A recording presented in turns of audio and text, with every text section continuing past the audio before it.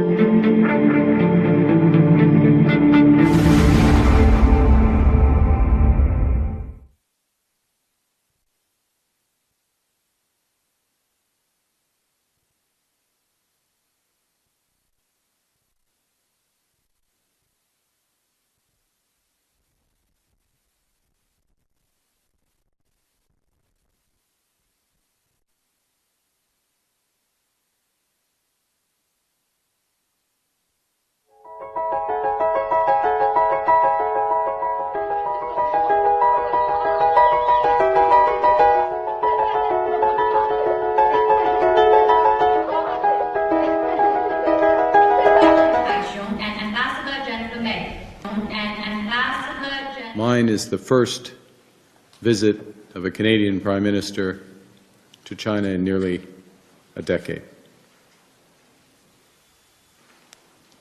The world has changed much since that last visit.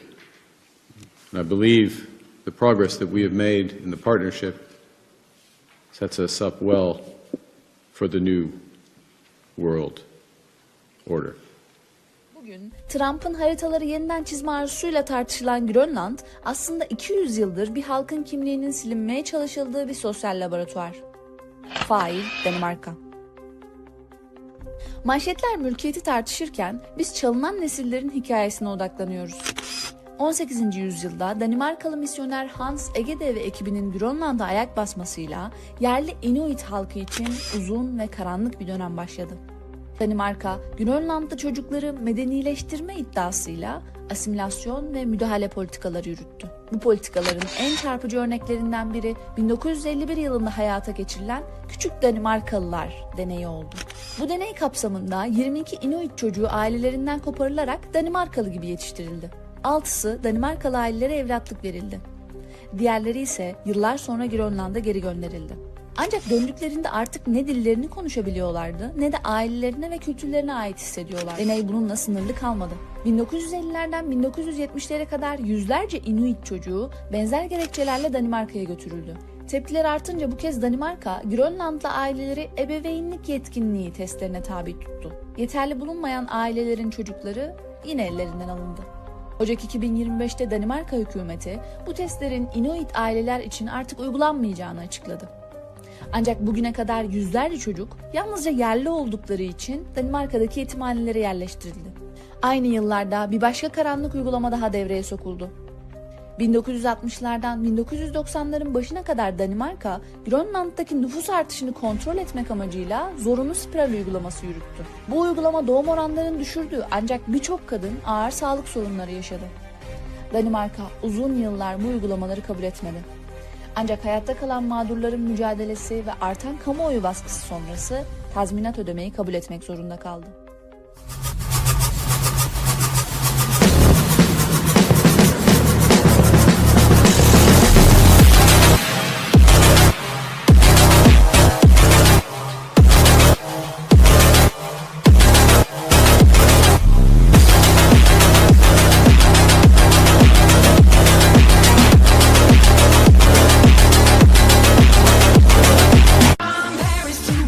In every disco I get in, my heart is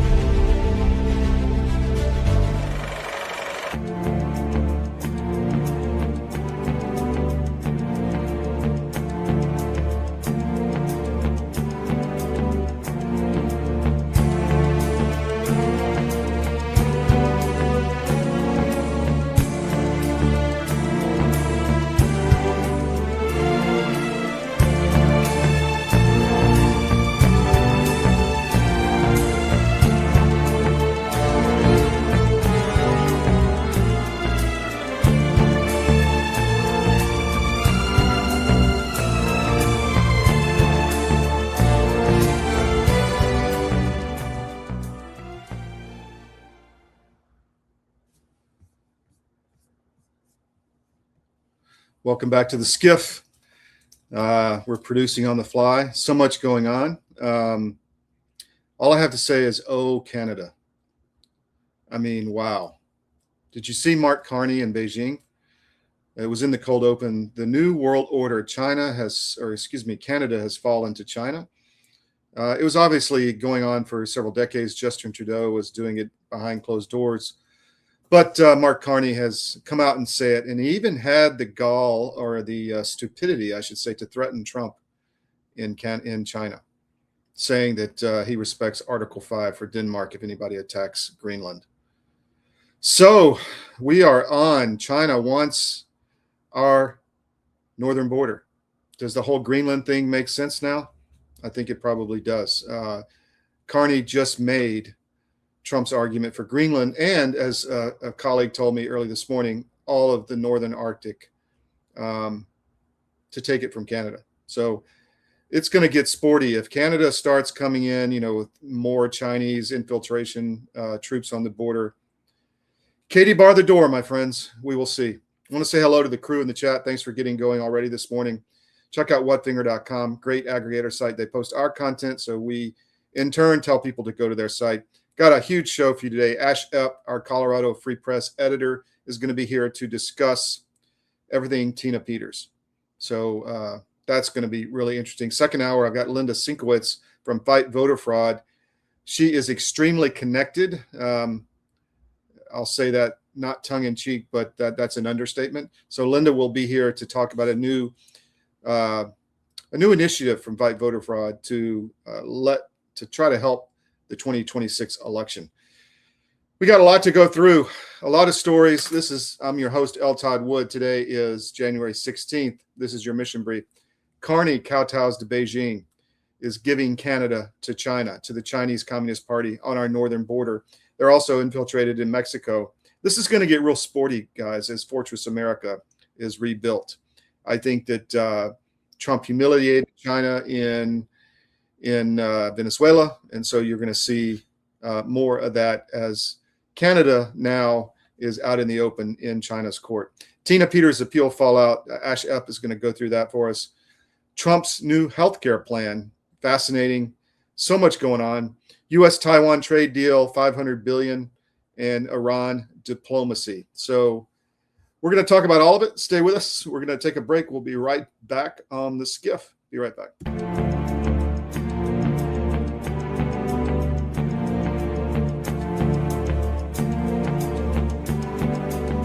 Excited to announce that we're having our biggest Made in America sale ever.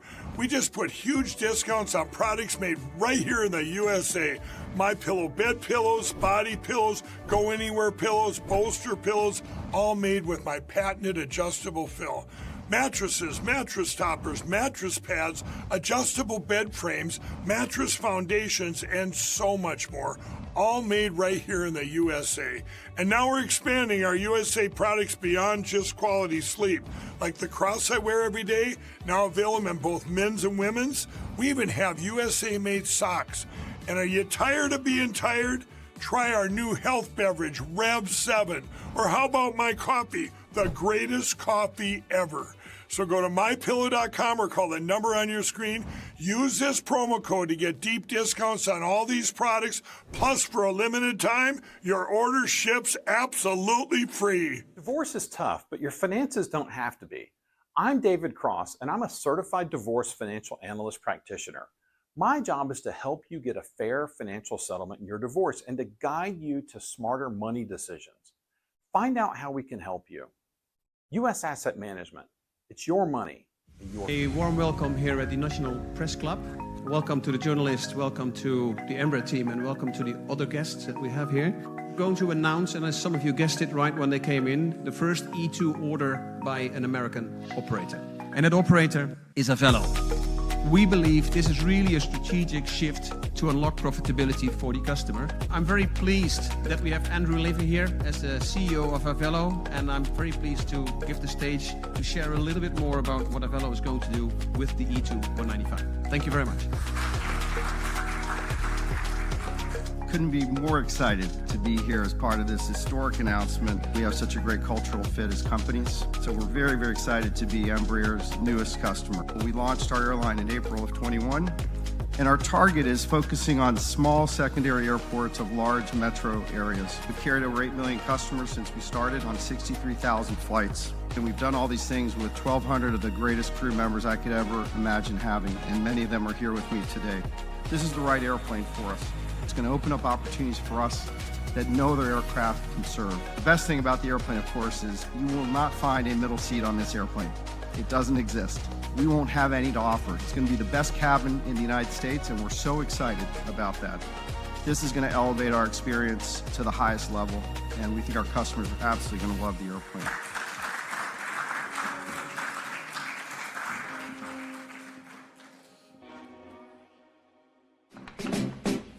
Fighting soldiers from the sky, fearless men who jump and die, men who mean just what they say, the brave men of the Green Beret, silver wings. Welcome back to the SCIF. So if you're looking for a smarter, easier way to travel, Avelo Airlines is here to make flying feel simple again. With affordable rates, nonstop flights, and a refreshingly smooth experience from the moment you book, Avelo is changing the way people think about air travel. Avelo keeps things simple, no hidden fees, no confusing rules, just straightforward service and friendly crew members who care about getting you where you want to go. Whether you're heading to the beach, visiting family, or planning your next adventure, Avelo offers convenient nonstop flights to some of the most popular destinations like Florida, the Carolinas, Puerto Rico, and more. Avelo is committed to giving customers more choice, more value, and a travel experience that feels effortless. So if you're ready for a better way to fly, make your next trip to Avelo on Avelo. Book now at aveloair.com. That's aveloair.com. I can vouch for them. I've flown them a lot up and down the East Coast, and it's just cheap, easy, comfortable, nice, friendly people. Highly recommended. So with that, I'm going to bring in Ashe Epp, and we're going to talk Tina Peters. She is the axe out in Colorado on what's going on. How you doing, Ashe? Thanks for coming. Yeah, I'm great. Thanks for having me. I also no middle seats on those airplanes. That sounds exciting. Yeah, it does. I mean, I hate that. I mean, it ruins my day if I'm like in the middle. I mean, I can handle the wind. Yeah. I always do Southwest. I just got in the habit years ago. And so if you you check in super early enough, then you always end up in the middle. And that's been my flying experience for the past several years. So Avelo looks really cool. Tina Peters. Really exciting stuff out here. Fill us in. What's going on? So our audience is very familiar with the actual facts of Tina Peters' case. The narrative about Tina Peters here in Colorado, she's either Joan of Arc or Osama bin Laden. So the reality is that there are 4 felonies driving the majority of her sentence. It's 8 years and 3 months of the 9-year sentence. That is these 4 felonies. And the 4 felonies tie to one misrepresentation that Conan Hayes was Jerry Wood at the trusted build. Right. So Tina Peters she stipulated to that fact at trial that Conan Hayes was Jerry Wood. She thought she would be able to at trial talk about her intent for why she did that, why she did it the way that she did, but she was not. She's prevented from talking about her intent. And that came up a little bit during the hearing, but it's really important for people to realize, and we've hammered this to the CDM and Colorado Free Press audience. And I'm feeling pretty good about it, Todd, because the appellate court on Wednesday basically reiterated everything that we've been saying about the issues with this case. And it wasn't because the legal work was so great on either side of this thing. It was that the court themselves have problems with how this case went down. They read everything. They were fully briefed on every aspect of it, read every bit of the sentencing discussion, which was quite long and extraordinarily biased. And the judges themselves brought up a lot of the main issues with the due process of this case. So again, 4 felonies. It's one misrepresentation to 3 people. So that's Danny Casillas, Jesse Romero, and there's one more. I wrote his name down. I always forget the third guy's name. It's not terribly important, but two members of Secretary of State's office, one member of Mesa County IT. Conan Hayes was presented as Jerry Wood. That's 3 felonies. Yeah. The 4th felony is conspiracy to do that, conspiracy to present Conan Hayes as Jerry Wood.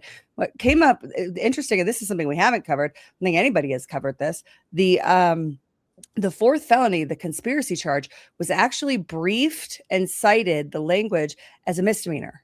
So the jury was briefed on a misdemeanor. The state indicted and filed, and the court sentenced a felony. And there was an explosive moment in the trial. I have the clip if you'd like me to play it. I have my buddy Brian, who's been my partner in crime on all things election related. So he's on this stream. If I can find the right clip.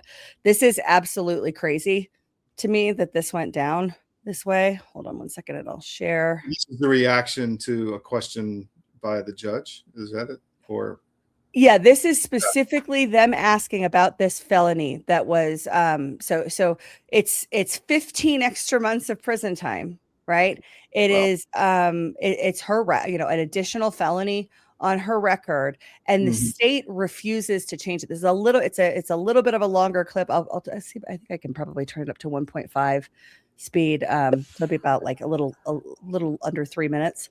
Yeah, but this is insane. When you realize we've been saying for years that Colorado has weaponized the government against Trump supporters and election deniers specifically. Also parents' rights advocates and Second Amendment advocates, right? Any liberty-loving people. The government has been weaponized against us here in Colorado. You included, right? 100%. Yeah. I mean, I fought allegations of racism and trying to intimidate Black and brown voters because they didn't like our canvassing operation, and they certainly didn't like that we found 8 to 11% fraud in the voter rolls. So they, demonized us, attached our name to the KKK Act and all of these kinds of things. Defended myself at trial and won in 2024 because, the First Amendment still actually does exist, even in Colorado. Wow. But these 3 judges on this Colorado Court of Appeals, who out there thinks Colorado has, courts that you're going to get a fair hearing in? These blown away. I was there.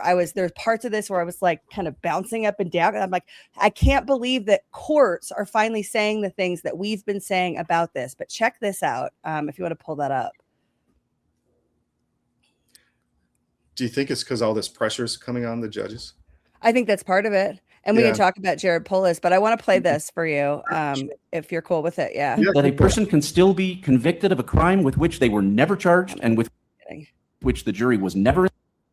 Is it your position that a person can still be convicted of a crime with which they were never charged and with which the jury was never instructed, as long as the evidence is sufficient?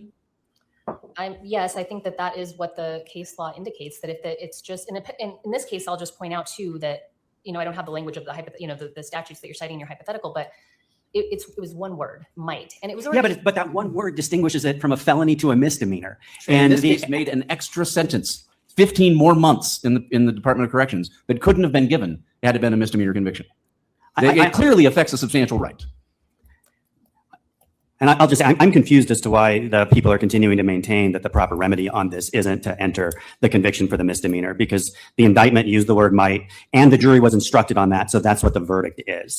I am baffled as to the position that's being taken that we can somehow overlook that and still enter the felony because the evidence that was presented at trial would have supported the felony. Are you still maintaining that position in front of us here today? Yes, that is our position. What case law supports that argument? I'm sorry. What case law supports that? I cited it in my brief. I don't have it right in front of me, but so we could probably stop it there. Just a doofus. Yeah, well, she's actually a competent attorney. She usually argues for Sex State, and other assistant AG, assistant attorney general Lisa Michaels. But the state is stuck here because they did weaponize the government, and Tina Peters' case is kind of the linchpin that holds their whole.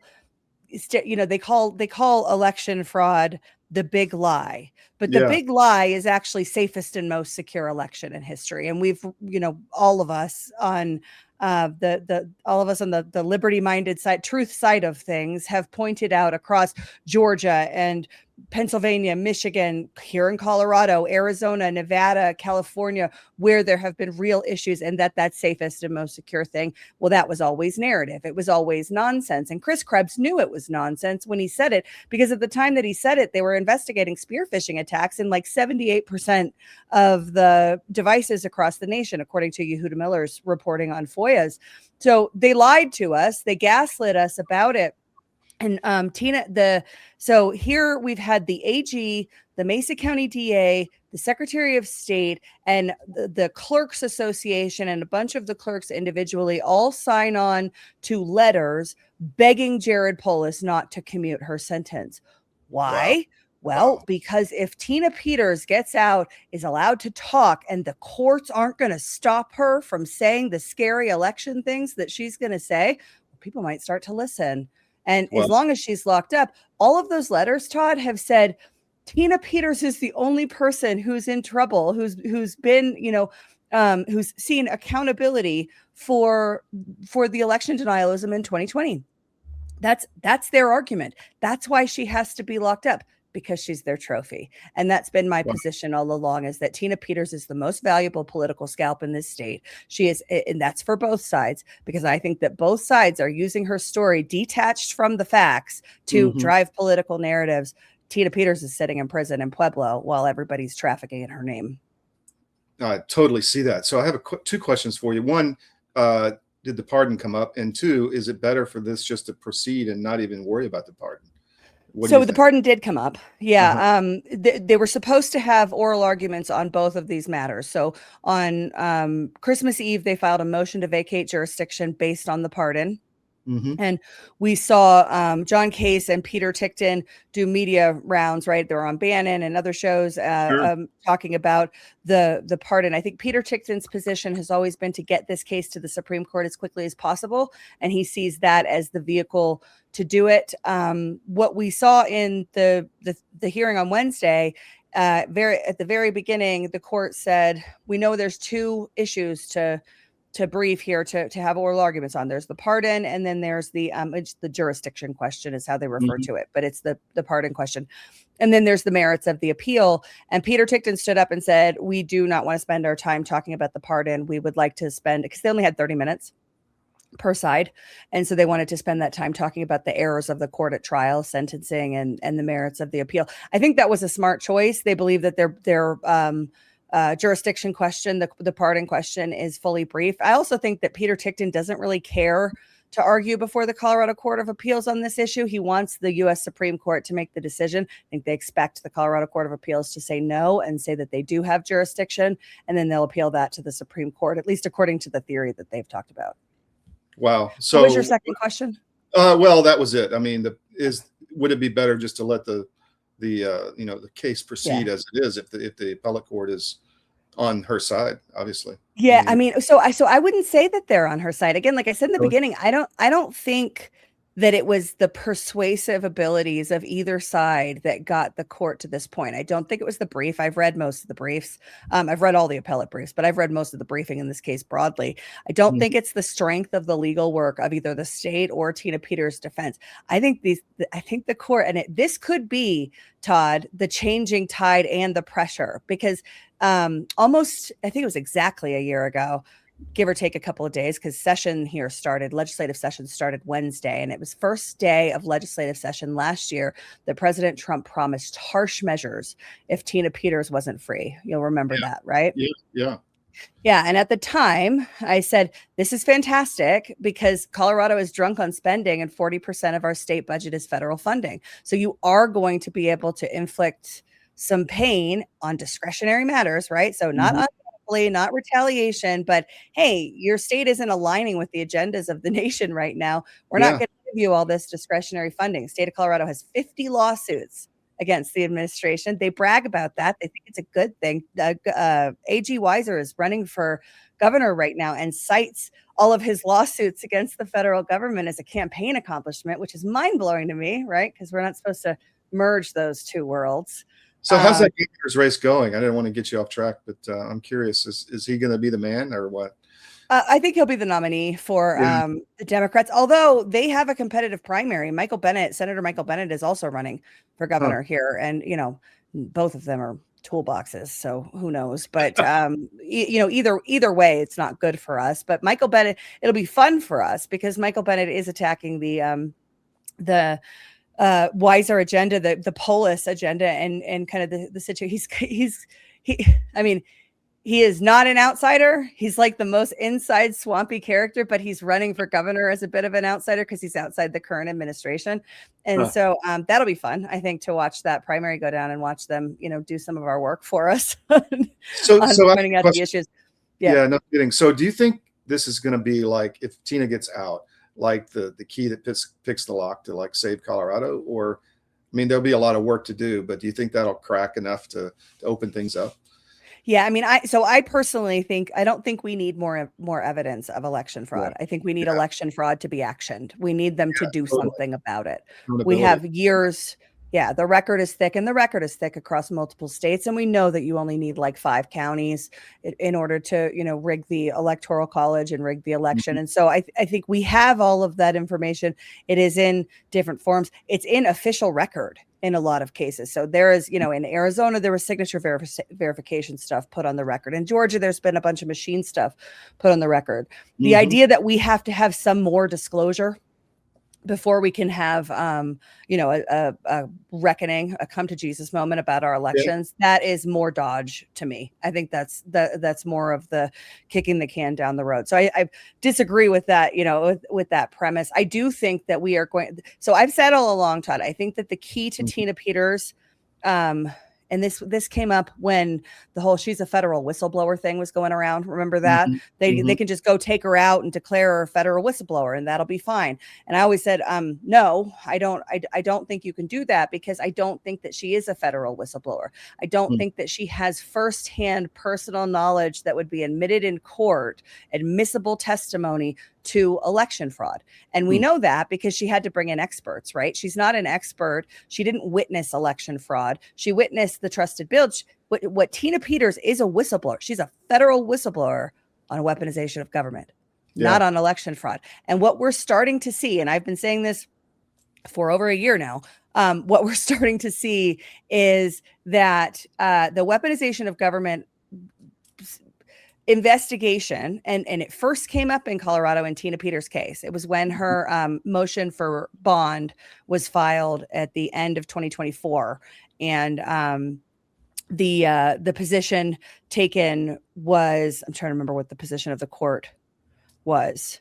But regardless, when that was filed, the DOJ came in and issued a statement of interest expressing real concern in her sentencing and in some of the ways that her court was. They mentioned that they're opening investigation into the weaponization of government. What we heard from the appellate court on Wednesday is that has legs, man.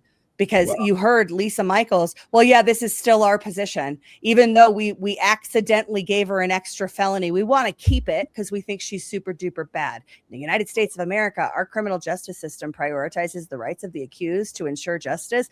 And she all but admitted that was inverted in this case. That is the weaponization of government. I think that weaponization of government is going to come into focus in a big way this year. And for that, Todd, I think Tina Peters is the key that unlocks the lock. Well, I guess I said it wrong because, I agree, Ed Martin, and I hope Trump comes out with some kind of executive order on the machines and on the mail. He's done a lot, but nobody's following it. So how do you enforce it? So, but I was thinking more like the Colorado cabal. If this cracks, if she gets out of jail and people start hearing what she has to say, I'm more concerned about like the governor and the secretary of state and the AG and all that. Are they going to go down? That's my question, really. So I think the governor is isolated from liability on this. I also think he's running for president. So Jared Polis is very likely running for president in 2028. Whenever Jared Polis runs for president or runs for office, I should say, he pretends to be libertarian. That's his MO. And so he did an interview yesterday And I'm going to get this up on a recap of it up on Colorado Free Press today. But he did an interview yesterday, very libertarian, talking about commuting her sentence. Listen, she's a first-time offender. This was overly harsh. Nobody else in Colorado would get this kind of sentence.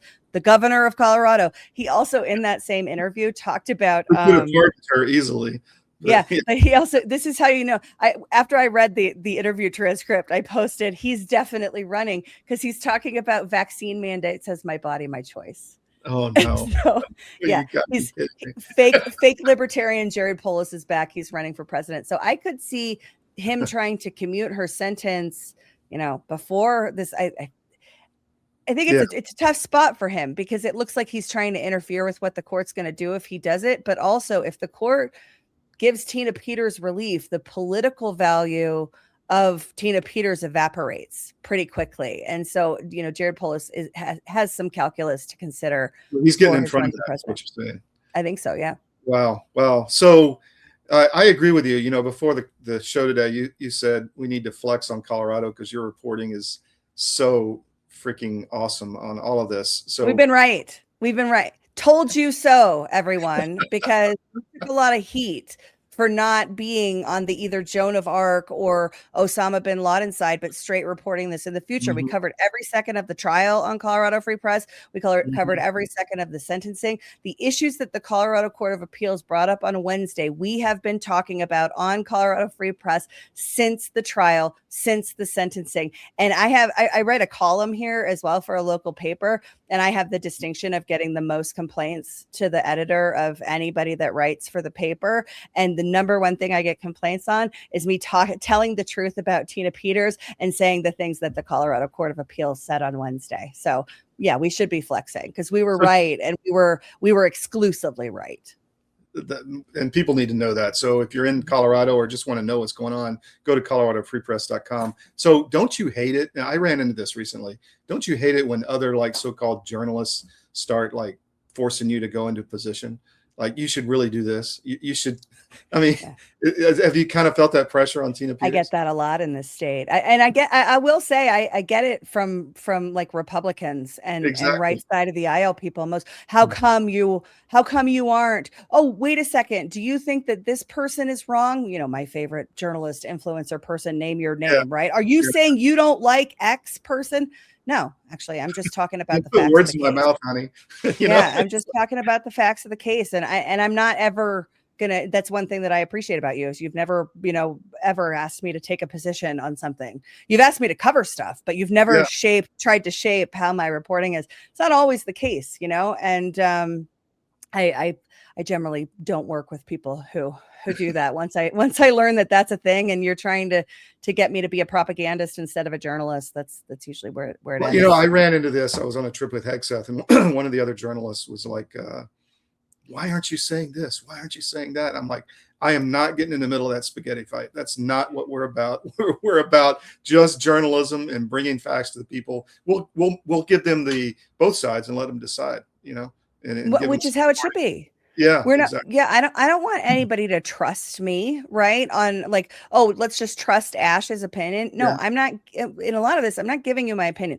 I will tell you when I am, right? In the article that's up on Colorado Free Press right now, I have this line. I'm like, okay, below the line, I'm speculating about what I think is possibly going to happen. But I want people to turn their brains on. I want to make critical thinking great again and make an informed, educated, engaged American public, because that's the only way that we're going to solve this problem is if the people actually turn their brains on and start governing themselves again. Totally. And for that, you need good, valuable information. And that's where we come in. Yeah. And that's why you fit so well with CDM. I love it. So tell me what else is going on in Colorado. What else should people be watching out for? Yeah, I mean, it's election year. So everybody has midterms, right? But we have governor, AG, secretary of state. We have a big shakeup happening in the party infrastructure. So in the last couple election cycles, the libertarians played a really key role here in kind of disrupting the uniparty dynamic. They had in the 2022 elections, 2024 elections, agreement, libertarians and Republicans, that where there were both libertarians and Republicans running for office in a specific district, they'd figure out who had the better chance of winning and the other person would drop out. That actually really impacted our landscape, most notably Gabe Evans up in CD8, the new district in Colorado, newest, I should say, district in Colorado. He won, and I think he specifically won. It was a very close race, and the Libertarians, they made that deal where the Libertarian dropped out and endorsed Gabe Evans, and they ended up winning. That is not going to be the dynamic going forward, because all of the people that negotiated that and actually made the Libertarian Party something other than a joke in Colorado, well, those people are all, they were all forced out by the libertarians who like being a joke, right? They like being kind of the redheaded stepchild of the DSA movement. And so what we saw is that those people, they called themselves the Chainsaw Caucus, that actually did have an impact on the 2024 elections. They're now becoming Democrats and Republicans and going to change that from the inside. So that'll be interesting to watch. I learned some of that on Wednesday when I saw one of the libertarian who's running for Secretary of State now as a Republican. And I was like, oh, this is interesting. So it'll be interesting to see how the shifting party dynamics. We have the state assembly coming up in Colorado. I will actually be out of town, but I've got one of our reporters who will be attending and covering that event. That should be interesting. There's a lot of angst in the local party here. Still, we have this civil war going on between America First and the establishment. Yeah. It's every state. I mean, the establishment is just getting tyrannical. Look at Florida. I mean, it's insane. They're canceling the county, commissions. I mean, just like, nope, we're going to put our own people in there, even though they voted for this. It's wild. So, so we want to focus on Colorado in the new year. So there'll be some new things coming, and you're going to see a lot more of Ashe in the team. So thank you for running the Colorado Free Press. Where do people follow you and all you personally and all that stuff? Yeah, it's my absolute honor. And, we need it. We need real reporting in this state because everybody here has an agenda. You can follow me at linktree.com/Ashe in America. That'll get you my socials, all the different places where my writing is, all the different places where the shows are. So it's hard. I'm doing four different kind of outlets, right? And so I have it kind of all consolidated. Linktree.com/Ashe in America, Ashe with an E. You're a machine. So thank you so much for your reporting, and we'll talk soon. Take care. Pleasure. Thanks, Todd. Bye, guys. Bye.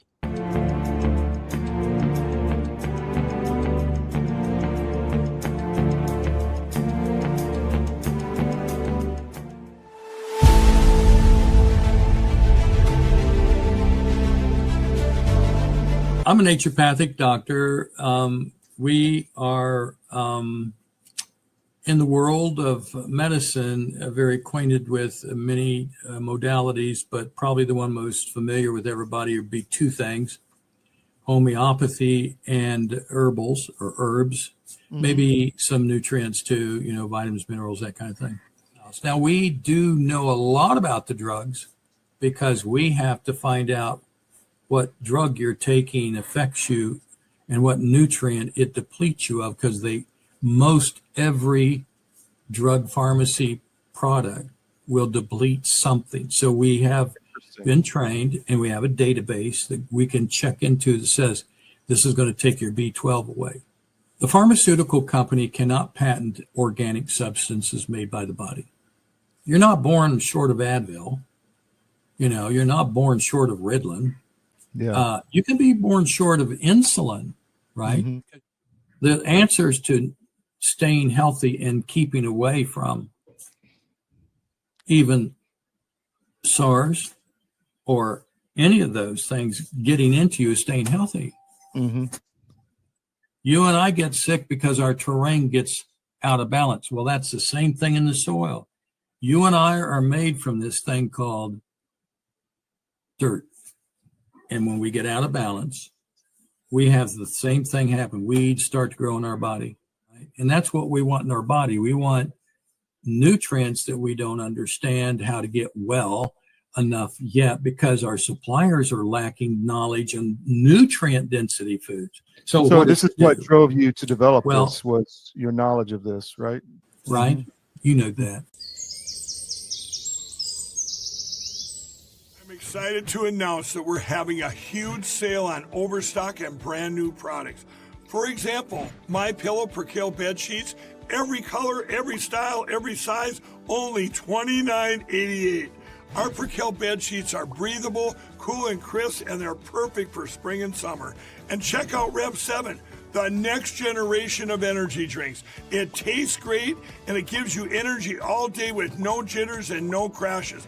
Best of all, it's actually good for you.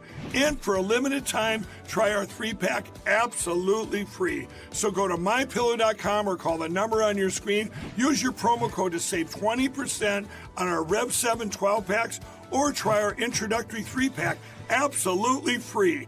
And our Perkel bed sheets, all sizes, only $29.88. Twin size, full size, queen size, king sizes, all $29.88. Inventory is extremely limited at this price, so order now.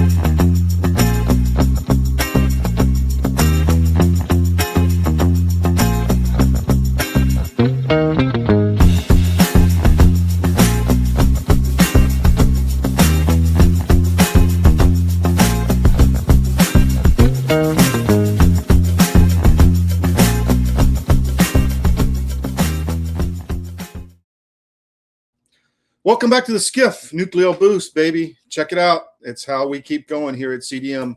Go to cdmnutrition.com. These are the capsules if you don't want the powder. I love the powder in yogurt with fresh fruit. It's just amazing. But check out the subscription. It's cheaper. So there's so much news going on. Is there anything?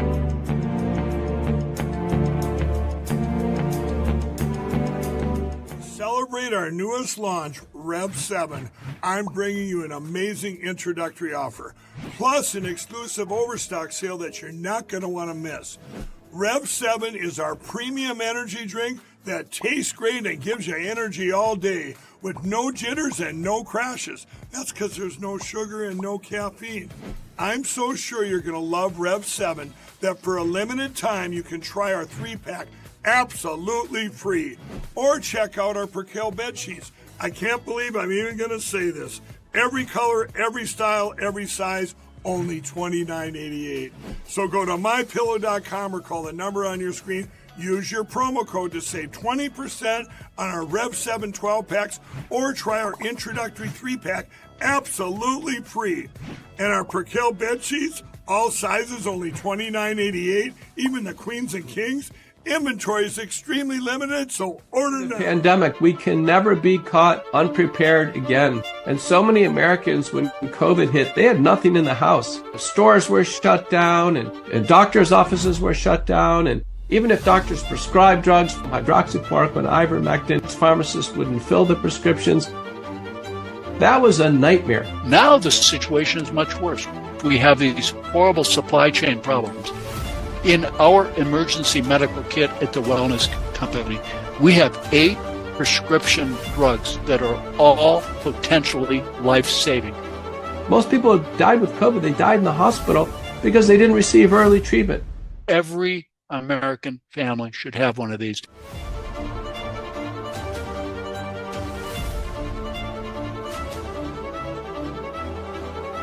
I can tell you the Wellness Company kit is the answer.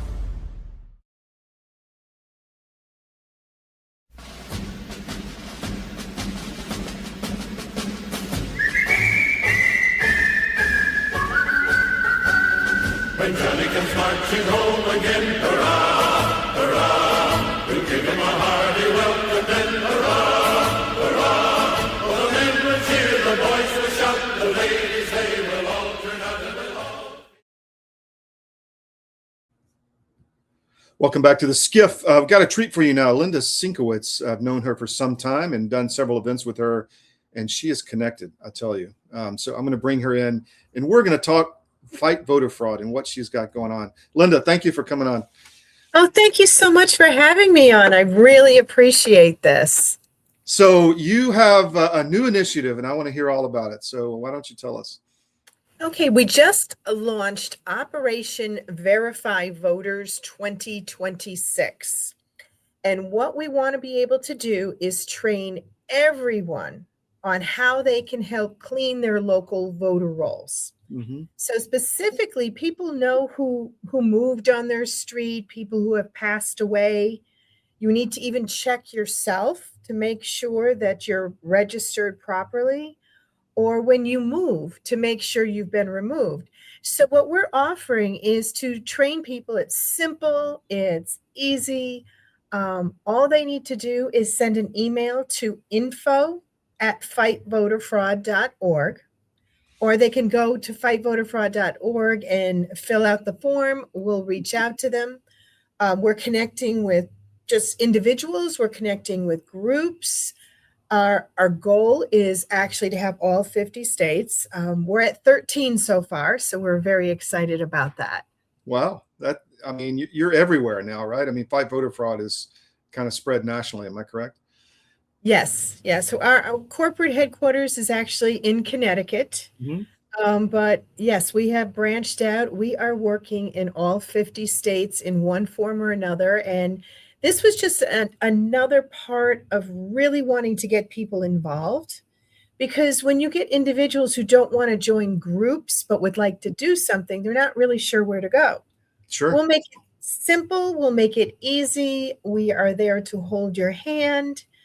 I have a great staff here in Connecticut that everybody is always willing to help out. So I think it's great. So last time we had you on, you were talking about some of the cases you had moving through the courts. I mean, give us an update on everything that you have happening. I think it was mainly in Connecticut, Florida also, right? Am I correct? Oh, yeah. I as well tell you about Florida. Yeah. Huh. We decided to look back at what we had been looking at a few years ago, which were the dead people on the voter rolls. Yeah. Florida did make some movement, but moving someone as a deceased voter to inactive is not what you're supposed to do. You're supposed to take them off. Yeah. Pretty inactive. They're not coming back, right? Right. And if you leave them on the inactive list, that just leaves it available for the nefarious people out there to actually start voting for them, or go and contact the election officials and indicate that, oh, I'm that person, et cetera. Yeah. So we really need to get them off. I am bringing to the appropriate authorities next week 300, just 300 deceased Floridians that still have not been removed from the voter rolls.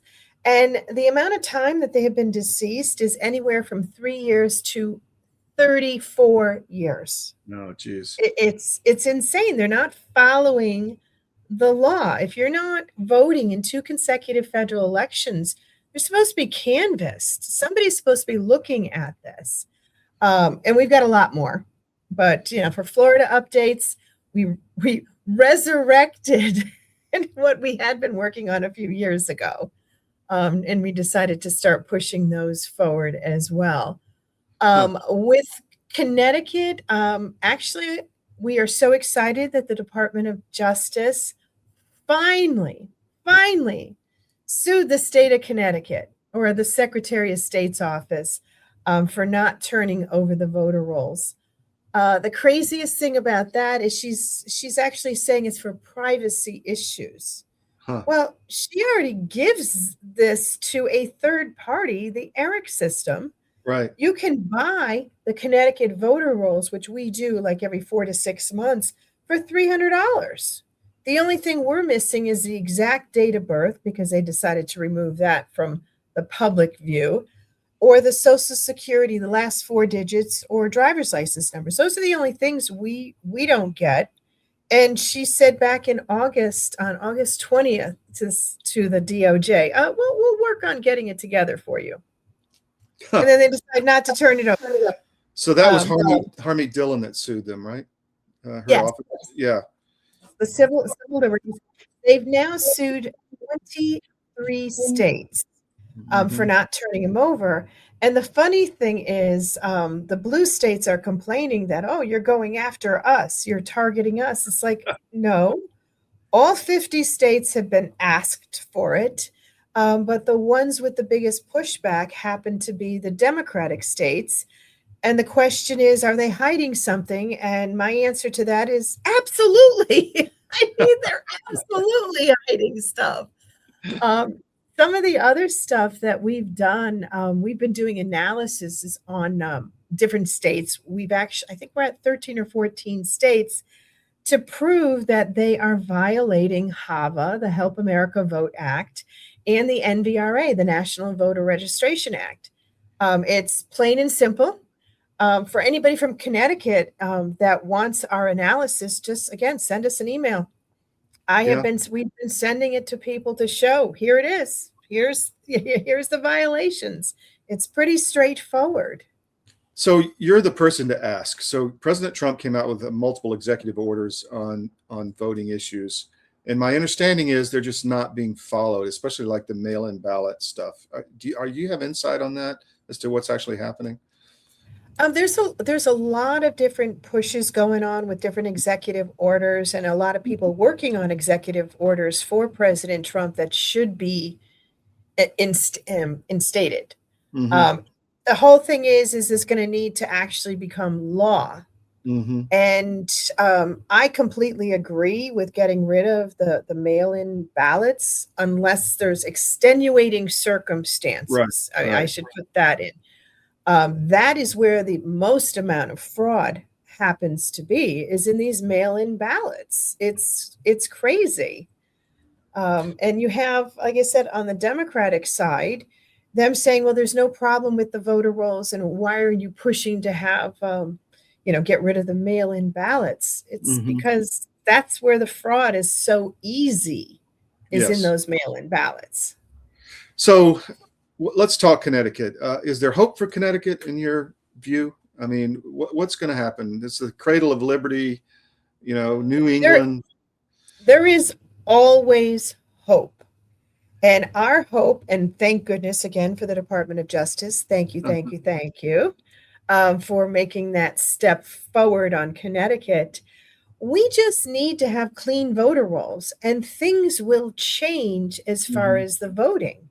Yes. That's what we need to do. And that's one of the reasons why I decided to come up with this Operation Verify Voters 2026, is to get more people on the ground to be looking at their local voter rolls, holding people accountable who aren't doing their jobs. You're supposed to be taking off the deceased voters. You're supposed to be taking off people who moved or haven't voted again in 2 consecutive federal elections. There's a process. So we really plan on pushing and holding the election officials' feet to the fire concerning these voter rolls and what they're doing. It's been difficult. Like I said, I've been around 7.5 years. Yeah. And Connecticut is still one of the absolute worst in the country, hands down. Actually, on December 2nd, I met with our Secretary of State, Stephanie Thomas, and I believe it was her number, and also with her number 2 person. Mind you, this was a milestone because this is the first time in all my time I've actually been able to meet with a Connecticut Secretary of State.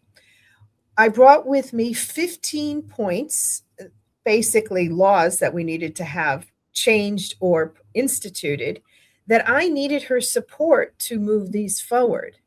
Surprisingly, she agreed with at least 90% of them. Wow. Granted, they weren't the big things, but they were things that she was more than aware of that needed attention. I did reiterate to her that I'm not the awful, evil person that the left media here in Connecticut keeps depicting me as. I really want our voter rolls to be cleaned, everybody's, and I don't care what party anybody is with. Right. But it should be the one vote for one legal voter. So she said she was willing to work with me, and she was interested in coming on my TV show. I can't tell you, it has been 6 weeks, and since our meeting, I have heard crickets. Surprise. I mean, it's just like, okay, at least we made a step in the right direction.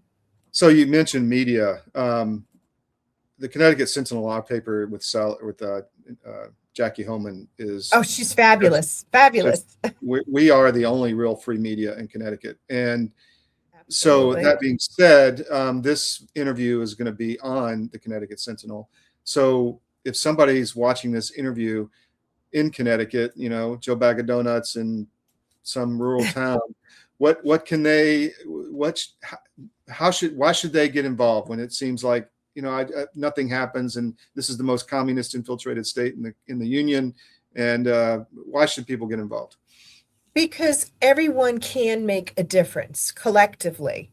And like I said, just going through your local voter rolls, you know who died. I love doing this.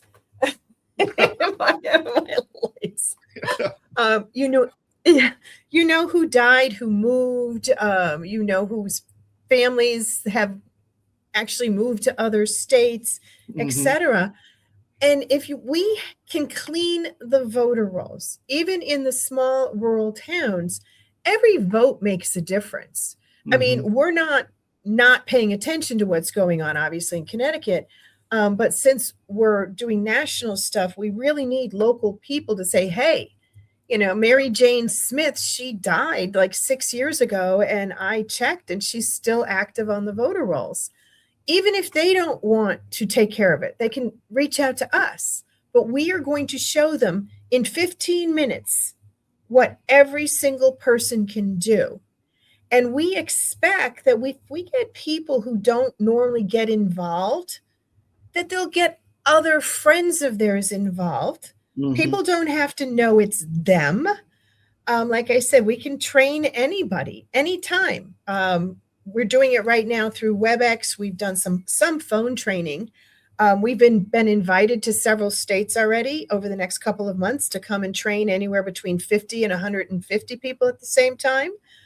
We're excited. We will do that. But in Connecticut, we can make a difference. I know almost every single roadblock in cleaning these voter rolls because I've run up against it myself.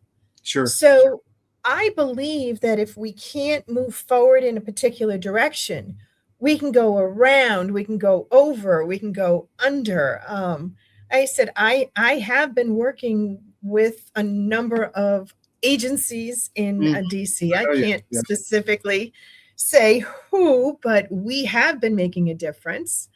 And like I said, once we start getting people involved, we can actually go right to the source with registrars, and we can start filing the complaints if they do not remove the people that we can prove have died. Now, mind you, this is in Connecticut, the registrar's duties in Connecticut is to keep your voter rolls clean, make sure they're going through their training, which we did have an impact. A year ago in 2024, we started our expose on Connecticut Registrar of Voters. And we actually found that there was over 40 towns in Connecticut that could not legally run the elections for 2024. Yeah. At this time, I believe all but a couple have not been certified. So we did have an impact. The Secretary of State's office did pay attention to us, which again, we're grateful for, but it takes a while to make people do their jobs.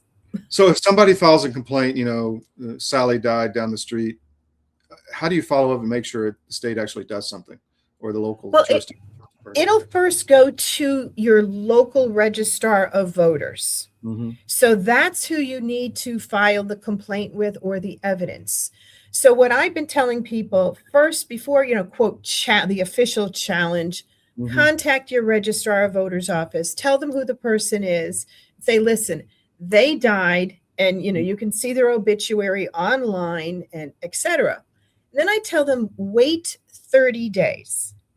If they have not been removed in 30 days, then that's when we're going to start putting the pressure on. We'll also be showing people how you can gather the evidence to prove it actually is that person. We have advanced classes for that as well. So we know the different steps. In Connecticut, you can challenge someone on the voter rolls that you believe not to be actually living on your street anymore, someone who has moved, someone who has died. And again, check your registration. Connecticut is famous for changing your party affiliation. They keep saying that they fixed the loopholes, but they haven't. That's intentional. So last question. I know you're connected to a lot of people. Is the Trump administration aware of the problems that exist? Are they focused on what exists and needs to be fixed? They are aware of many of the issues that are out there. I mean, yes, they are aware. They may not be aware of 100%, but I'd say maybe 95% of the issues. But you also have to remember in the DOJ, we had an administration that was in there before that definitely did not want election stuff to be cleared up. Right. You can't get rid of everybody at once, so there's still a number of people who are attempting to block a lot of things. But also everything takes time. And I believe this year we're going to be seeing a tremendous amount of finally bringing people to court and et cetera with this. It's coming. It just takes time. So Linda, how do people follow you? How do they help? What do you need? Well, aside from funding, I mean, we could definitely use some funding since we're a nonprofit. They can go to fightvoterfraud.org.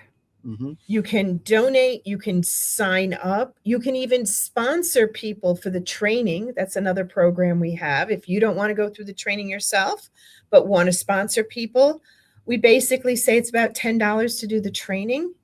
So for $100, you can actually sponsor 10 people to go through the training. Cool. We are not charging people for the training outright. If they don't want to donate to us, that's fine.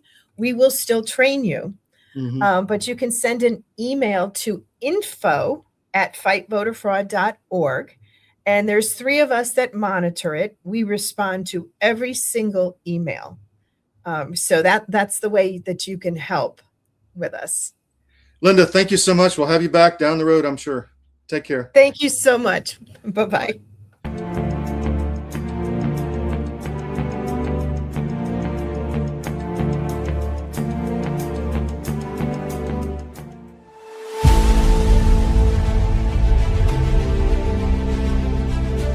Watching my friends gain more and more weight. And then eventually, I got to tell you, this is a little dark, but bad diet literally killed my whole crew.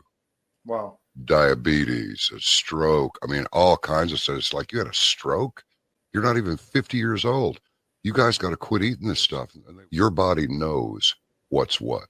You're not conscious of this.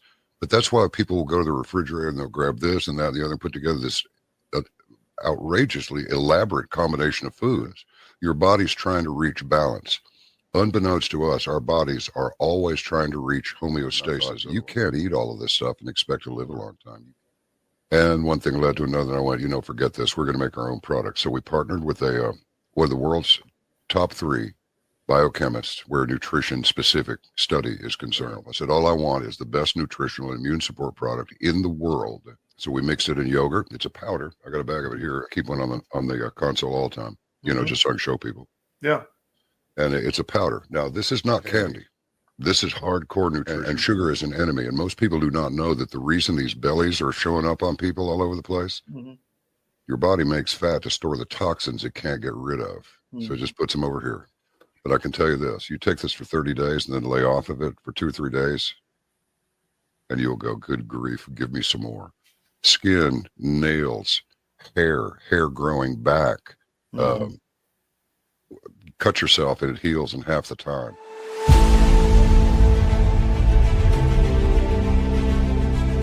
I'm David Cross, and you may know me from my election integrity work, but I also own U.S. Asset Management, an investment advisory practice. I've been an advisor for nearly 30 years, and one of the questions I get asked most frequently is, do I have enough money relative to other people my age?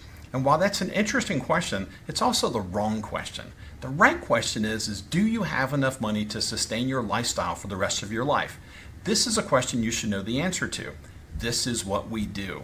Check us out at us-am.com and look for our big proud American Eagle logo.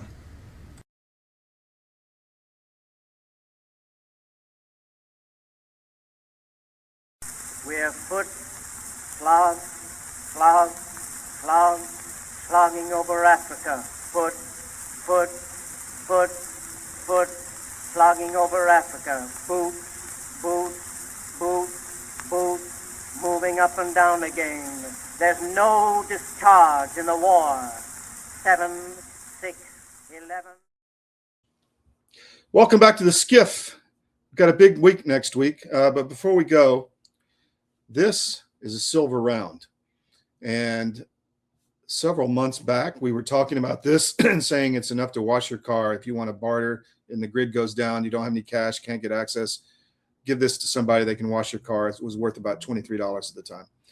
Now it's worth about $80, or I don't know where silver is right now, but it's way up there. So why don't you protect your portfolio? Go to cdmmetals.com. That's cdmmetals.com, and you can fill out the form, and Advisor Metals will get in touch with you.